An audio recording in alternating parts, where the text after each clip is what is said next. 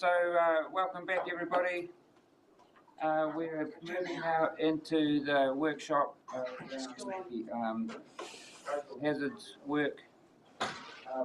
A few months back, Southland District commissioned some work from Quite South. We were actually particularly interested in what information we would need to make stronger recommendations to the Three Waters entity that were likely to be formed.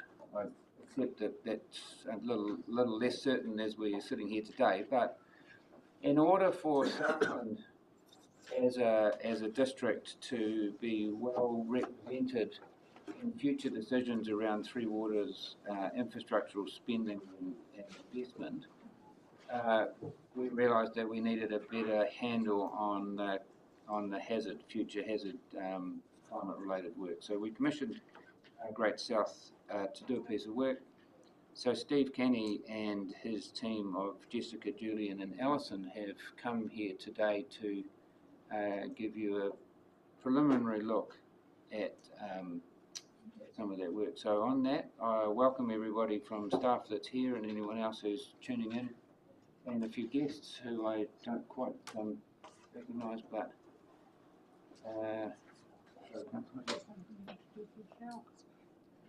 and Rochelle Francis, our climate change lead. Sorry, councillors, you might have met her already. So I'm going to hand over now to the team to do the presentation, and then we may be able to handle a few questions afterwards.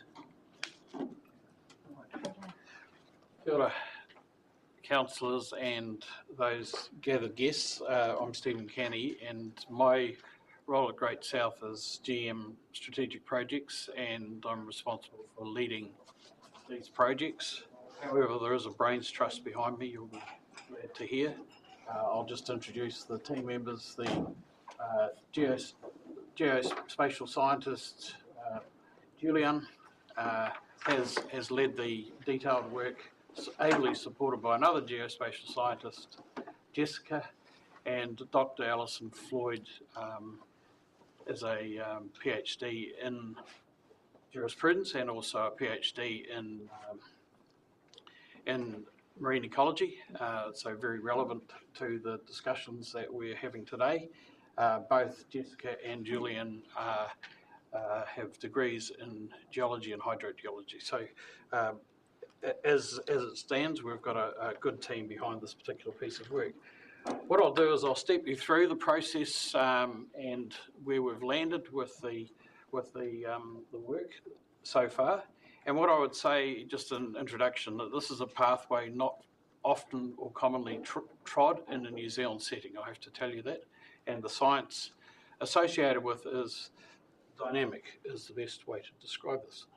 So for modelling the township locations, which is what Council asked us to tackle as a priority, we've modelled 6 townships: they're Colac Bay, Riverton, Fort Rose, Waikawa, Hero Bay and Waikawa, and Waikawa I should say, and ultimately from a practical, Oban, apology, yes, Oban, Stewart Island. Both of these, all of these locations have had LiDAR, the recently released LiDAR, introduced in this presentation today. So all of the work that's been undertaken is based on the recently completed LiDAR. So just by way of scene setting, the LiDAR that Environment Southland has been managing the delivery of has been delivered for all of the dark areas within Southland. However, the area east of the Waiau mouth and up into the Waiau Valley and Te Anau has yet to be released. So as soon as that is released, we'll be integrating this into the regional digital elevation model. For those who don't know, LiDAR, commonly used phrase, it's light detection ranging. In this case, it's airborne as opposed to satellite gathering, but it's the most accurate measure of terrain level that exists at present. I'll just use a caveat statement here. The area of climate science-induced sea level rise is a dynamic and changing area of science. The work presented has been prepared by Great Southland Regional Development Agency for the Southland District Council and with reasonable skill and diligence based on the Ministry for the Environment's interim guidance. It is expected that this guidance from the Ministry of Environment will be updated as climate science knowledge is further refined and an agreed rate of climate change is confirmed, and that's very open at this stage. Accordingly, the modelling shown may change and may be updated as climate science information becomes more available.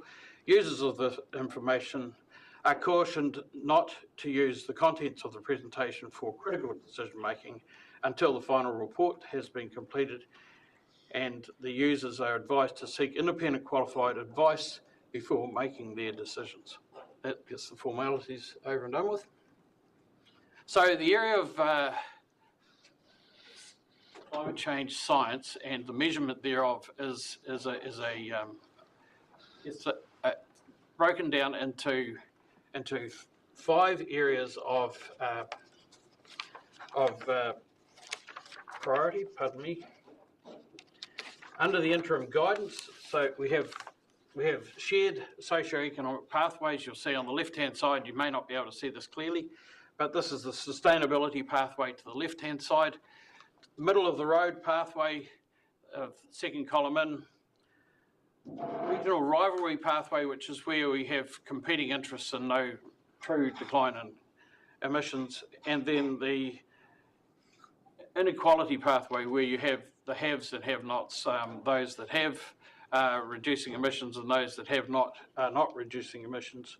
But under the interim guidance, we have to model on the right-hand side, which is called the fossil fuel development, high emissions, worst case scenario proposition. So ultimately, we don't have any choice. We have a guidance that we must follow in this process, even though we may have opinions that possibly vary. This is the guidance that is used and commonly used, and until we have an alternative guidance, we won't be deviating from that particular path. So in terms of the modelling so far, we have modelled Category D, which is 2090, sea level rise at 2090. 2130, which is we have a high and low scenario for 2130, and we have a Category A, which is 2300. The difficulty mainly is that, as you see on the note there, the longer the modelling period, the greater the uncertainty. And the difficulty is that long-term modelling is fraught with a major range of vagaries. However, the short-term modelling should be closer to what will eventuate. If by 2300, the worst case scenario without wave uplift, we could be looking at close to 4.95 metres of sea level rise around our coastline. However, we would not recommend using that as a measure at this point. This is very early. 2300 is a long way off, and at present, the changes that we are experiencing seem to be exceeding the previous advice. If you can't really see this very clearly, but to give you an indication on this graph here, this is the 1.5 degree Celsius global warming potential. Most of the modelling is now saying that's an impossibility. We're likely to be, in this case here, up as high as 4 degrees of global warming. Now, we're not saying that is going to be the case, but the indications are that under this model, that's what will happen. A very important part of the modelling methodology is this vertical land movement. And for many of you, you'll know this, but essentially the whole Southland coast is either rising or falling, as the case may be. And any of the warmer tones there, the dark colours, are increasing coastal heights, and the white is static, and the blues through to purples are declining coastlines. In Rekiora, I'm sure Councillor Spraggan will be very happy about this, but the coast on Rekiora is increasing around Oban area from between 1.6 millimetres to 2.7 millimetres in vertical movement on an annual basis. Unfortunately, that's not outpacing the potential for sea level rise. And however, again, the science is emerging in all of these areas, and we expect there to be greater understanding or greater clarity around these particular points. For the presentation today, because of this the high degree of uncertainty as we extend beyond, say, 2090, we've chosen to present the 2090 scenario. One, because we believe that's the most accurate representation of the state we will be facing in the next 70 years.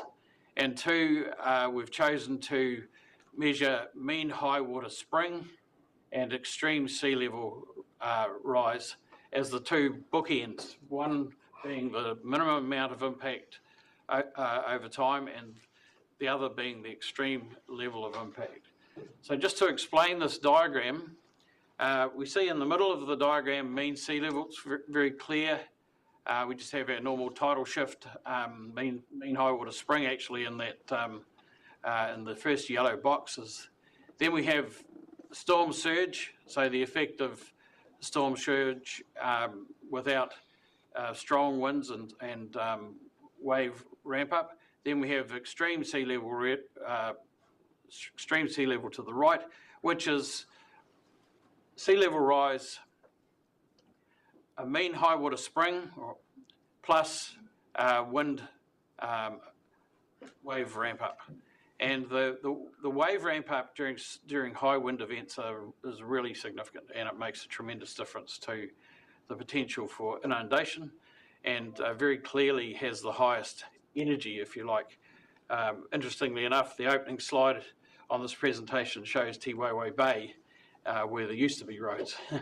And this is something that we progressively will face in our region. So what we've done is the first image will show just where mean high water spring is going to impact, and then extreme sea level impacts. Now I have to point out the extreme sea level potential is rated as quite low at this stage. The frequency of these events is 1 in 100. However, the science is indicating that we will have exceedances moving at a greater rate moving forward. And it's very uncertain at this stage exactly what that will be, other than the fact that when you do get an extreme sea level event, that's high winds and very high spring tides, then you will get inundation as a consequence of that, based on the science. So I'm just going to step you through each of the areas that we have modelled. So we've got sea level rise for Colac Bay, and the blue margin there, I'm sorry this doesn't show up too well on the screen here, but the blue margin is the mean high water spring margin. It's just touching beyond what would normally be the high water mark, if you like, and but increasingly it will have greater impacts. This is the extreme sea level rise impacts. So this is a storm event and a very high water, high spring tide event. So that's pretty typical of many of the coastal margins around Southland. We'll move now to Riverton. Riverton is an area that has quite a significant potential risk, and this is mainly initially in some of the bay areas, and then during extreme sea level events, if these were to occur, would have inundation effects beyond what we will have probably contemplated previously. So this is the area to the bottom of this image is the Taramea Bay area, and the area to the north is the main street and the areas adjacent to the main street through, including along the highway. So that has potentially quite significant effect. We will all hope that that isn't the case, but we need to be aware that it is potential for that area. Fort Rose, what we'd point out here is that we are talking about sea level rise. We're not talking about a coincident event, storm event in the river system. So that could have other impacts that haven't been modelled for this particular exercise. But again, Fort Rose, not a highly urbanised area, but as you look at extreme sea level rise, there are certainly impacts on a lot of the residential areas in the margins along the river and mouth of the Mataura River. Moving through to Curio Bay. Curio Bay, the impacts of sea level rise certainly will be felt by 2090. Mean high water springs will be sort of above the existing high water mark and increasingly encroaching on the toe of the sand dunes in that particular area potentially. But the main issue is really extreme sea level rise. A storm event,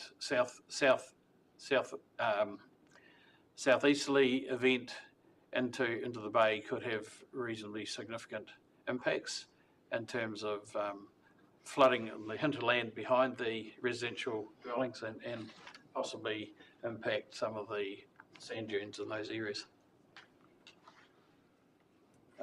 Waikawa, already there are a number of properties that are broadly at risk in the Waikawa area. We think that unfortunately they will be affected, no doubt, by sea level rise. And but again, it's not a highly urbanised area, but in every area where there are residential dwellings in the margins, there are likely to be impacts. And Oban, as I mentioned, the geology of Oban indicates a gradual rise.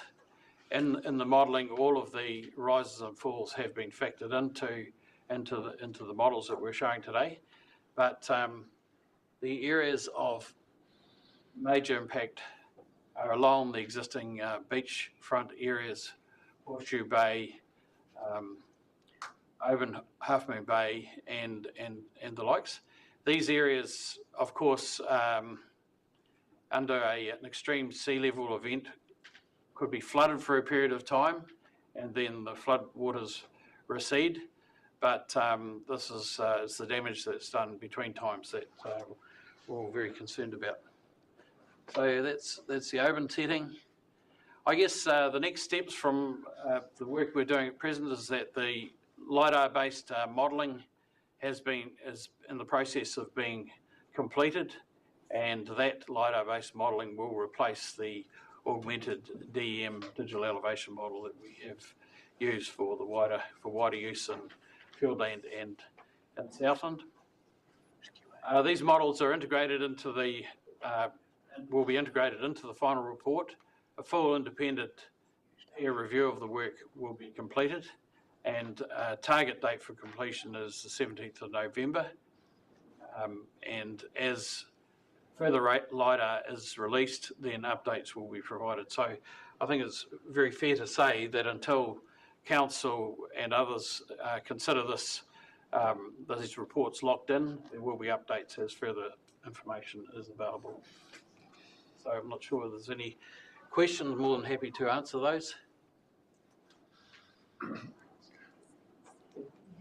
Yeah, no, it's fine. Steve, you mentioned the rise in the land on Oban, but that's not the case on the mainland. Is that general right round?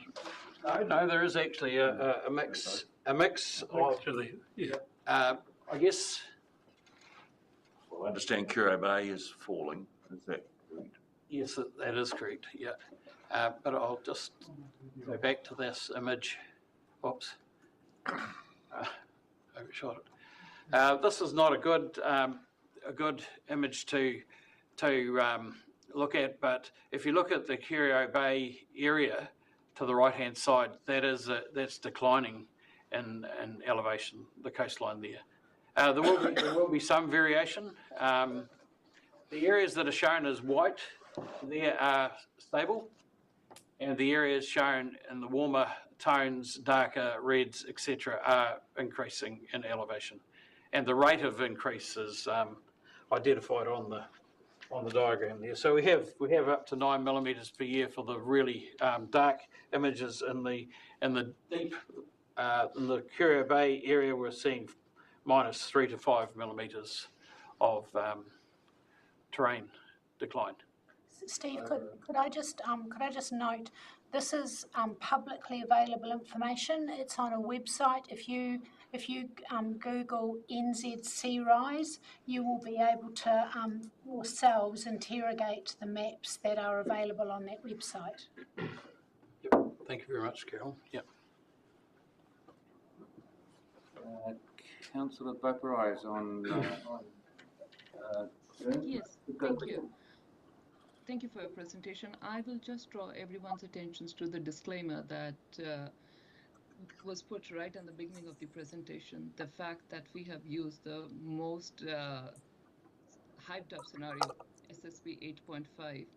Despite this particular scenario, SSP 8.5, and I'll draw your attention to IPCC, the United Nations Intergovernmental Panel on Climate Change, its AR6 report, Working Group 1, Chapter 4, Section 4.4.2, where it itself says that the high-end scenarios of SSP 8.5 have been recently argued to be implausible to unfold, but they should be merely used as a stress test. So anything we do, we should be extremely careful that this was just supposed to be a stress test. Our policies are not to be based on a scenario that IPCC itself declares as implausible and not likely to unfold, because it's an implausible scenario.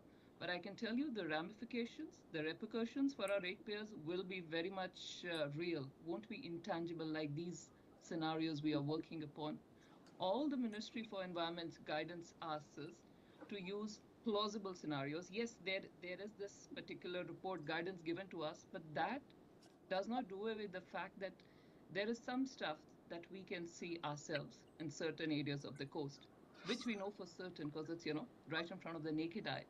But anything else out here in this analysis, we must be extremely, extremely careful about not causing our ratepayers very tangible harm by using improbable forecasts. Thank you. I can respond. All right. Was that a question? Do we need Steve to respond to that? You muted to speak.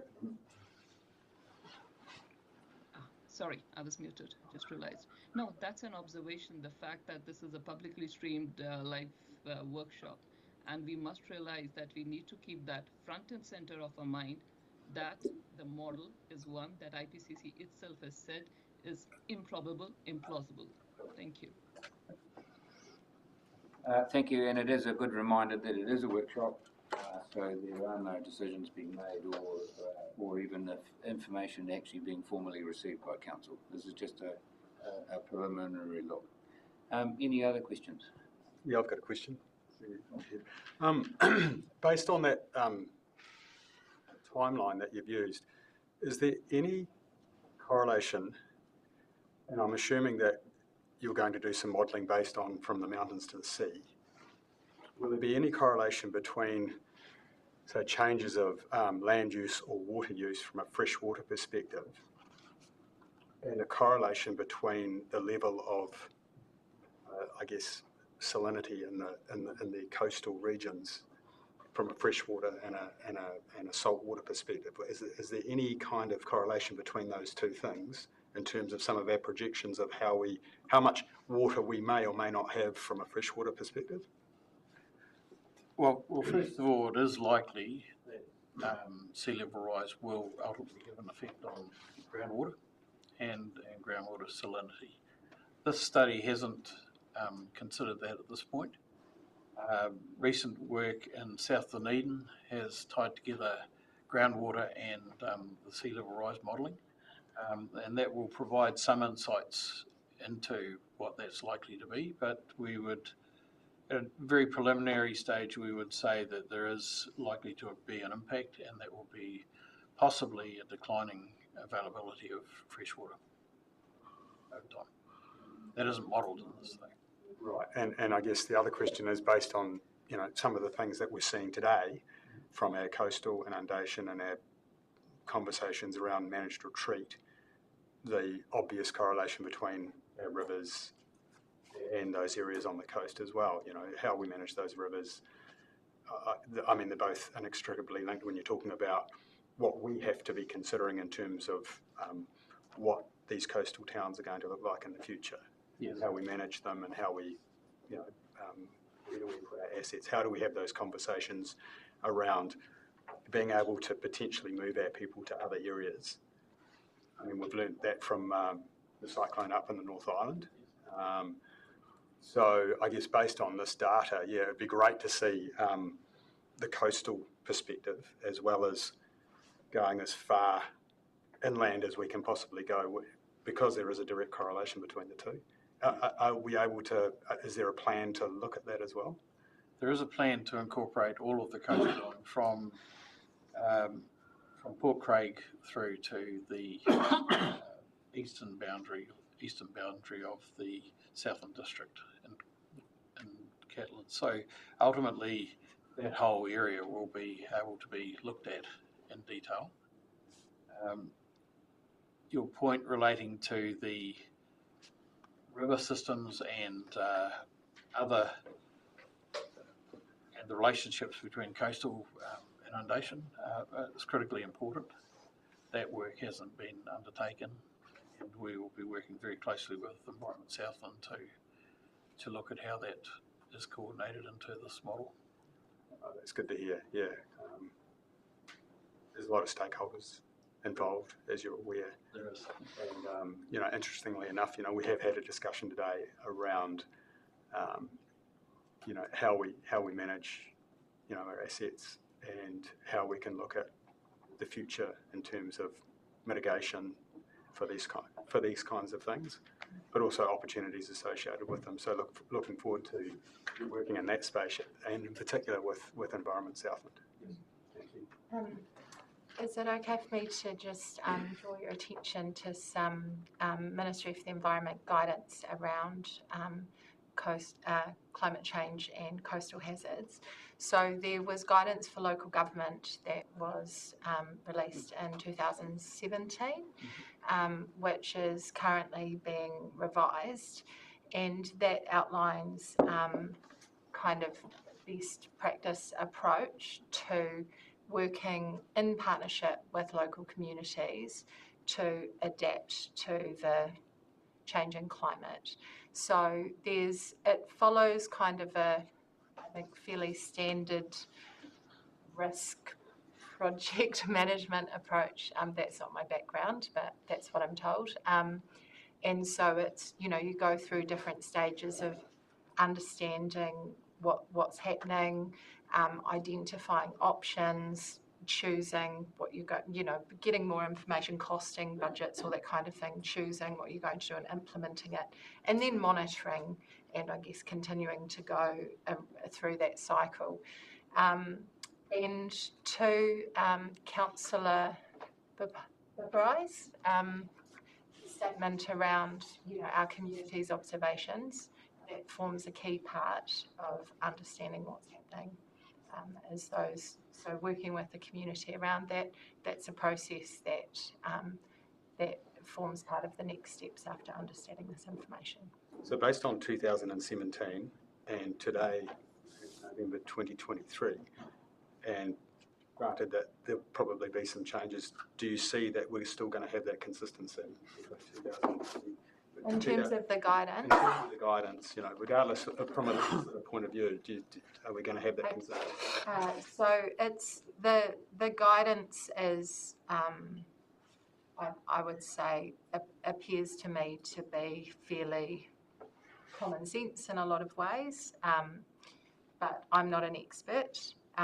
We actually have an opportunity and have had an offer from a local government climate adaptation specialist from Thames Coromandel District Council to provide a virtual presentation to our leadership and councillors if we wish, just to outline their own experience of using that guidance to work with communities in climate adaptation in their area. So that's something that we'll discuss at a future meeting and make some plans around that.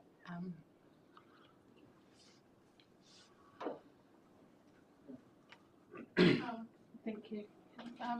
Steve, I'd just be interested in your response to Councillor Balpere's comment, please. The major challenge we have is that we've been given guidance, and we would agree that it is a stress test guidance in the SSP model that we have modelled. However, in the absence of any alternative guidance, we could argue, for example, that we could adopt another approach. For example, the middle of the road approach, which is second in from the left-hand side. We feel that council would be putting itself at risk adopting an alternative guidance until we have a direction and directive on that. The good part of this particular piece of work is that we've never had better tools to model what we have. With the addition of LiDAR, that's provided the sort of precision that's ultimately needed in this space, and congratulations to those who advocated for that. But we are duty bound at this point to take guidance as it is at present, even though it is interim. It may well be that when the next guidance is provided, then we take an alternative path, in which case the options can be modelled. We do, as we mentioned, caution long-term predictions because of that progressive uncertainty around those. But again, that will be firmed up as the science is also developed. We have any idea when that directive might be updated and how it might be linked in with the information that's provided to date around the worst possible scenario in the stress test, because that would seem to be vitally important to our communities and vitally important to understand what our next moves might be and how it's incorporated into that risk-based approach that's just been discussed by Rochelle. Well, the first answer is no. We don't have a defined date for that directive to come. However, we are liaising directly with MFE to gain a degree of certainty around that. Yep. And just to that point, there's, I understand from what you've said, Steve, that you've modelled, you've kind of layered different data on top of it, so you've got the vertical land movement, you've got the mean high water spring, Mean sea level, and then you've got the sea level rise, and you've also got the extreme sea level, which is basically a 1 in 100 year storm event. So if we're looking at the total number, total height in metres on one of those extreme sea level with sea level rise scenarios, are you able to tell us how much of that is the sea level rise prediction and how much comes from the extreme sea level on top of the high water spring? Well, first of all, it's really important to understand that this is the rise in the sea level across the land is dictated by the direction of winds, onshore winds. And if you're in an open primary wave onshore wind area, then the effects will be greater than you would be if you're in a sheltered water area. But the extreme sea level rise can be up to 50%, or can be up to double that of the normal tidal influence, depending on the location. Is that the extreme sea level or the sea level rise? I'm talking Sorry. extreme sea level rise, yeah. So I think it's probably unfair to mislead you today because it will be different in different locations, but certainly from the work we have undertaken, we can provide more precision insights on what that effect would be. Yep. Does the modelling take into account erosion that's caused by that increasing tidal flow, or is that something that is excluded from this? No, look, it's not included in this modelling, but it's fair to say that is a factor that needs to be considered by council. Yeah. Sorry, thank you, Steve. I understand your approach in using the worst possible scenario, and that's the guidance that's provided. Does that still allow you to model the other option in there, just so we might understand the difference between a middle of the road modelling and the extreme? Certainly, modelling any one of these scenarios is a practical consideration, and it can be undertaken. Yeah. Just to give you an idea, with the models that we have, there's around 54 different scenario maps. We would say that while that is the guidance suggests that we should be modelling those scenarios, we would consider that perhaps the shorter term modelling, emphasis on the shorter term modelling in the initial stages is probably the best spend, if you like. But it's quite clear that with the passage of time, we're going to have greater understanding of the inputs and the implications of what we're seeing occurring, and would be desirable, I think, to update from time to time the predictions. Yep. And from time to time in this world of change means yearly, 6 yearly, 20 years? Yeah. I think we need some more information, Yep. and that would probably need to be a decision which would take into account resourcing, and practicalities of staff levels. Yes, understand that, sort of thinking about what the guidelines might be around that. Yeah. Thank you. There are some practical suggestions, but to be perfectly honest, we haven't canvassed those with in detail at this stage. Yep. If it's helpful, one of the steps that council will need to consider is whether it wants to change its district plan to consider updating the natural hazards provisions in the district plan. That's a big exercise, it's an expensive exercise, it's not something that I would be recommending that you did more frequently. It's something that that needs to be considered. You work out where you're going to settle on what's going to go into the district plan, and undertake the planning work, and then that's settled until 5 years, 10 years, whatever that time period might be. That's all discussion that I guess needs to occur as you make decisions in the future. Once again, it's a multidisciplinary kind of approach to Absolutely. take because of Absolutely. the variation in the region that we're in from coastal, one of the largest TAs in the country. So, I mean, we always talk about, the prioritisation of our assets and our people and our long-term implications of climate change and the fact we do have a small ratepayer base, but we have some pretty fish to fry in terms of how we go about implementing those district plan changes. And so I think Christine's right. It's the more information that we can have within a particular time frame in order to be able to make some of those decisions. I mean, we know what decisions we have to make to a degree from a long-term plan perspective, but from a 30, 40, 50, 100-year perspective, that information is vital to us. So yeah, look forward to hearing more. So both as a regulator and as an infrastructure provider.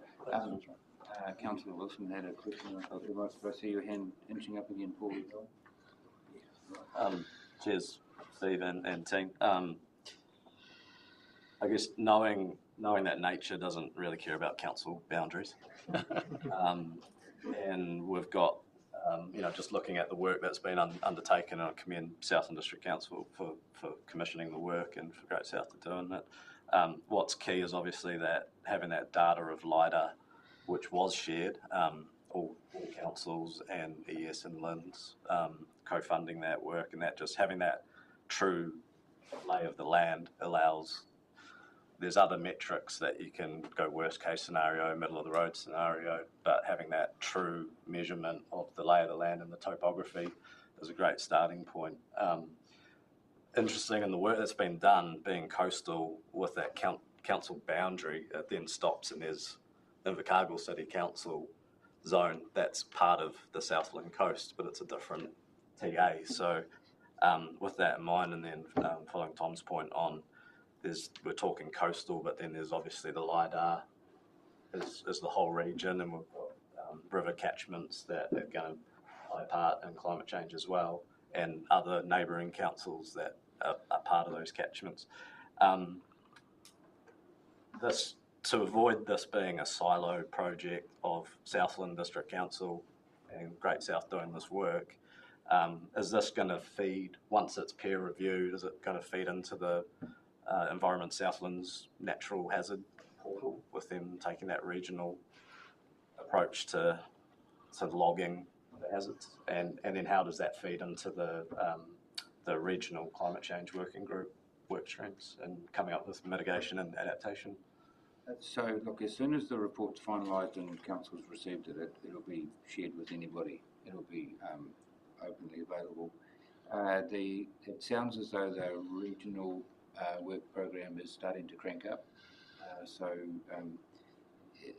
has been observed a couple of times around the table, actually a collective approach for all of Mirihiku is going to be required. So we see this as feeding in. We probably started with a very specific thought around what are the implications for Mirihiku around the implications of the Three Waters reform, and our concern that we didn't want the region being left behind because we didn't have good enough information base to be feeding in. Because we were imagining competing with an entity which was covering the whole rest of the South Island.